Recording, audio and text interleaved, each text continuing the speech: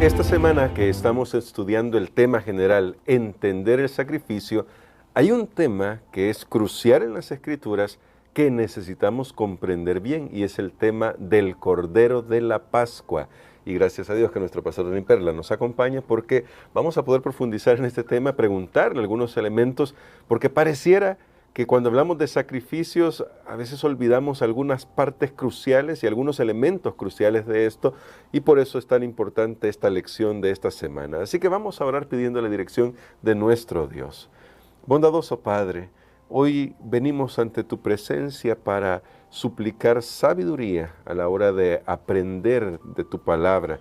Y estamos estudiando este tema que es tan importante, el tema del sacrificio de nuestro Señor Jesucristo y cómo tú lo mostraste a través de estas microprofecías a lo largo de la historia. Imploramos que nos acompañes en Jesús. Amén. Amén.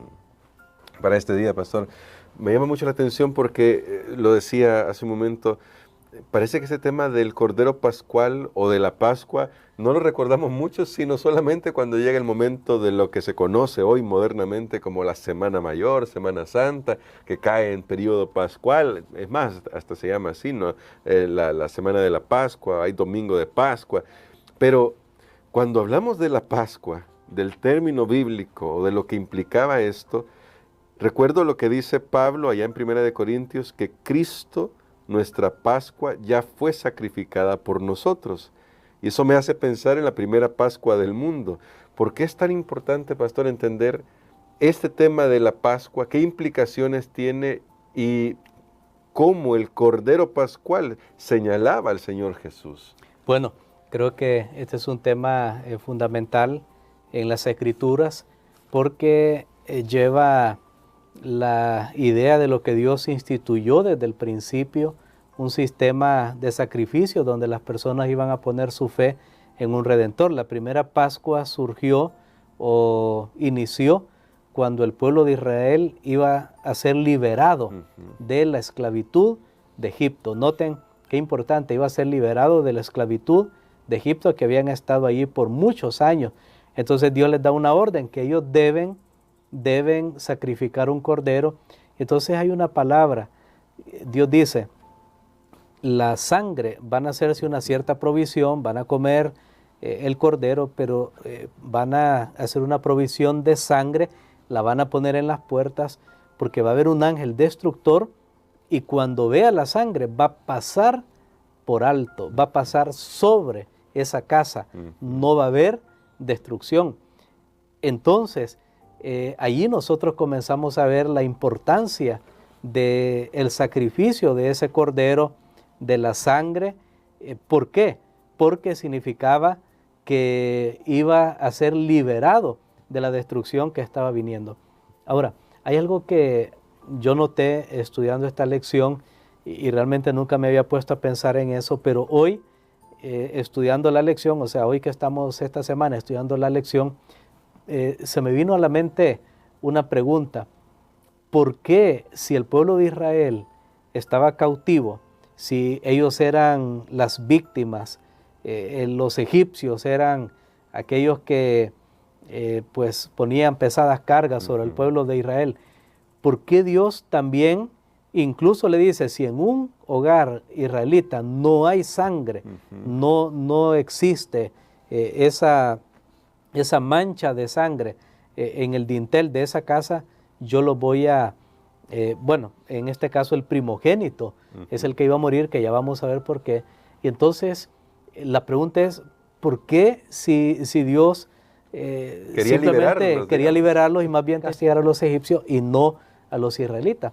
Entonces aquí nosotros llegamos a una conclusión, y es que Dios quería que esto fuera un símbolo de algo mucho mayor, que esto representara en realidad cómo el pecado es expiado, cómo el pecado es perdonado y las consecuencias de que el pecado no pueda ser perdonado o no sea perdonado. Porque entonces aquí caemos en la categoría que Pablo habla en Romanos, él podría decirlo de esta manera, los egipcios son pecadores, han pecado, pero también los judíos son pecadores. O sea, todos somos pecadores y todos necesitamos de la gracia de Dios. y esto está a tono con lo que hemos estudiado en las lecciones anteriores, que la muerte de Jesús en la cruz del Calvario es la única manera como una persona puede ser salvado, puede ser perdonado. No hay otra provisión, la necesitamos. No estamos exentos aquellos que somos parte del pueblo de Dios. De hecho, esta narración la encontramos en Éxodo, el capítulo número 12, no vamos a poder ir al texto. Claro. En este momento vamos un poco rápido, pero quiero decirles algo. Es bien interesante cómo se escogió este cordero. Era tomado de los primogénitos porque Jesús iba a ser ese primogénito que fue primogénito de María y también era el primogénito entre el pueblo de Dios. Él iba a ser el primogénito para salvar los pecados, pero había otra característica más. El cordero debía ser sin defecto, sin mancha, y eso era una visión de lo que sería la vida de Cristo Jesús, una vida perfecta, una vida sin mancha. A tal punto esto es importante que en la lección hay una frase que me gustaría que la pudiéramos leer. Yo creo que esta frase es inmejorable para el propósito de la lección de esta semana, donde se enfatiza, después de la pregunta en el segundo párrafo, se enfatiza que Jesús es el único ser humano que su vida es aceptable delante de Dios. Muy bien, bueno, dice toda esta cita y está muy interesante. Jesús fue el único ser humano cuya vida resultó aceptable a los ojos de un Dios santo. Todos los demás hemos pecado y la manera pecaminosa en que vivimos representa una mentira acerca de la naturaleza y el carácter de nuestro Hacedor. Muy bien, esta declaración, que de paso, para que no nos confundamos, es una declaración del autor. Del autor, sí. Autor de la lección.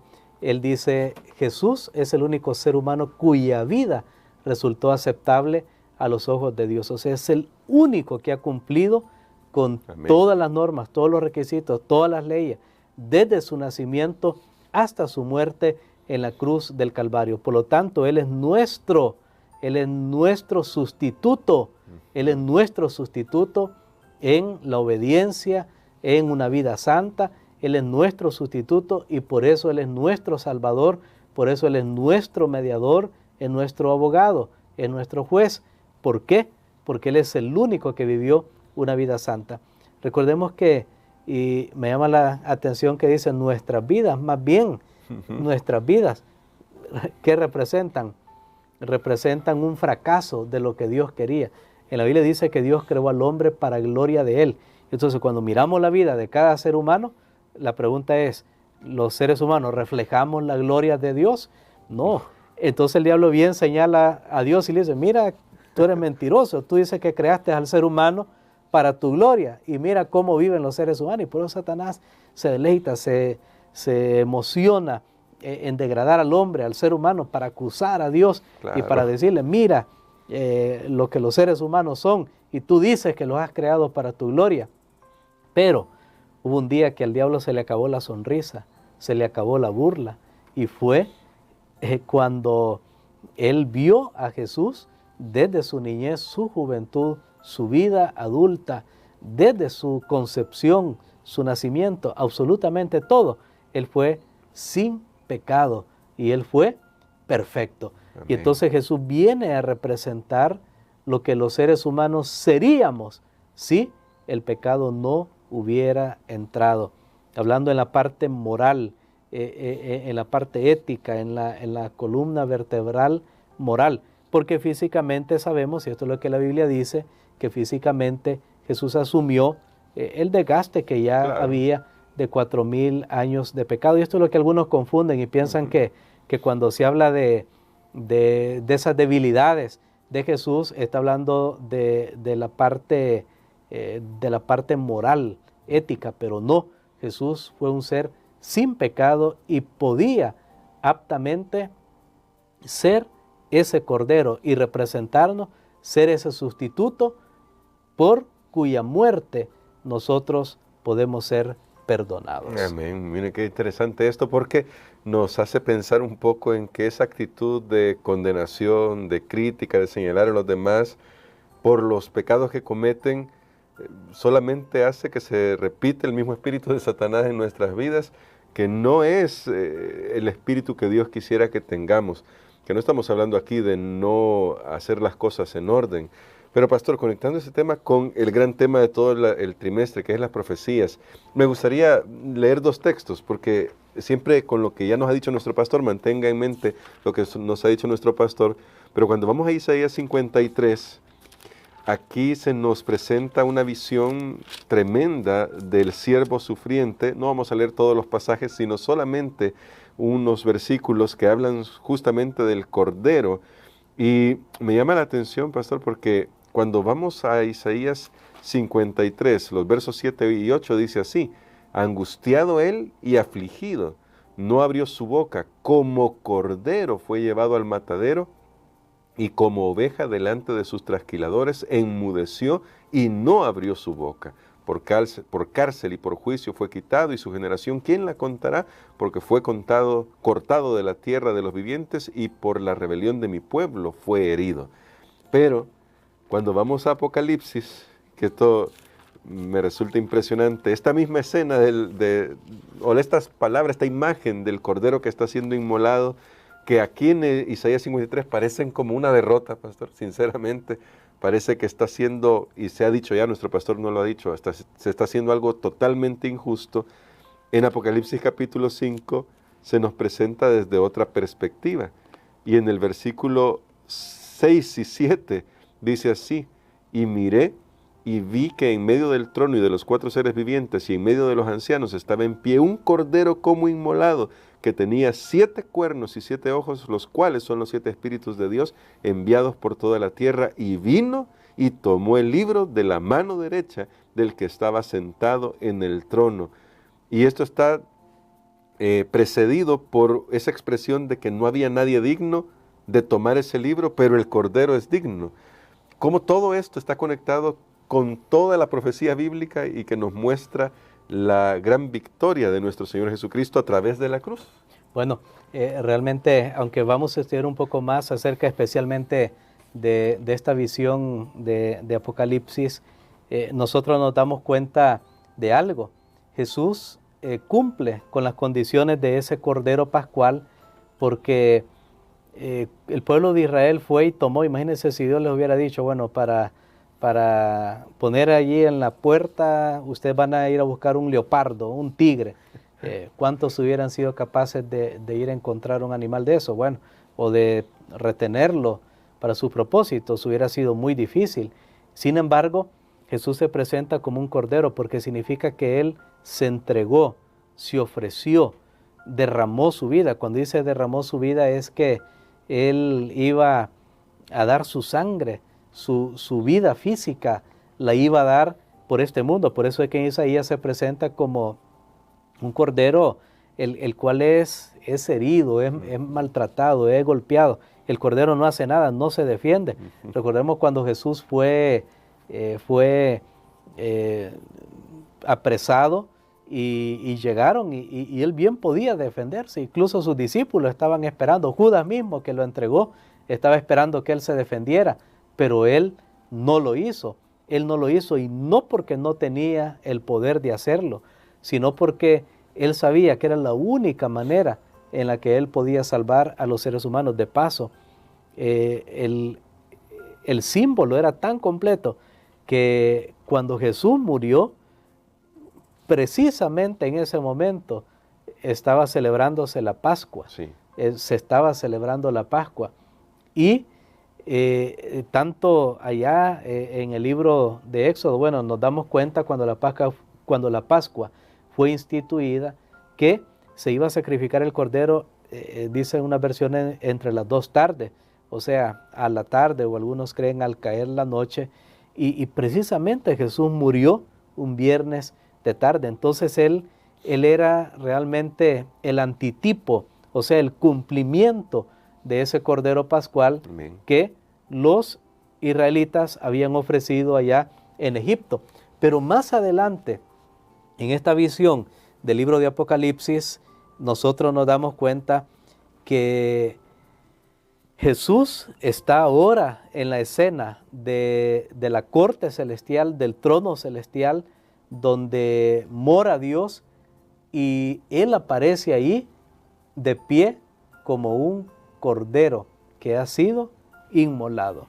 O sea, lo que le da a Jesús la virtud de ser adorado, de recibir el libro, bueno, de hecho, en ese caso un libro que era un rollo, que tenía unos sellos, nadie podía abrirlo, esa era la historia de la salvación, y nadie era capaz, nadie podía realmente salvar al ser humano, pero Jesús sí pudo, porque Amén. Él fue aquel que fue inmolado, aquel que fue herido por nuestros pecados.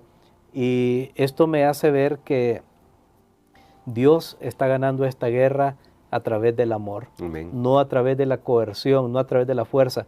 La historia repetidamente ha mostrado qué pasa cuando un gobernante a través de la fuerza, a través de la coerción, a través de la amenaza, a través del castigo, logra algunas cosas por un cierto tiempo, pero cuán duradero son los efectos. Sin embargo, Jesús aparece en el trono celestial como un cordero, en esa visión del trono celestial, como un cordero inmolado, que ahora Él es perfectamente representante de la raza humana, el salvador de la raza humana, en virtud del sacrificio.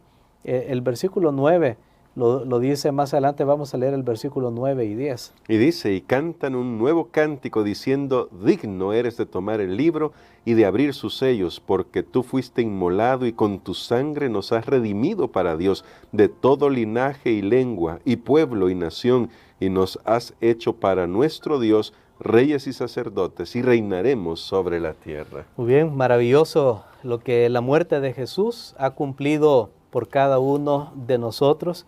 Y todo eso es en virtud, ahí lo dice, con tu sangre nos has redimido Amén. para Dios. Apenas nosotros comenzamos a entender realmente lo que esto significa, pero noten, nos has hecho ahora, dicen estos seres, un reino y sacerdotes. Realmente comprendemos lo que Jesús ha hecho por nosotros y el alcance y el efecto que esto tiene, porque hay un peligro, nos puede pasar como le pasó al pueblo de Israel, y vimos esos sacrificios inútiles en los cuales las personas sacrificaban, pero no se daban cuenta del significado.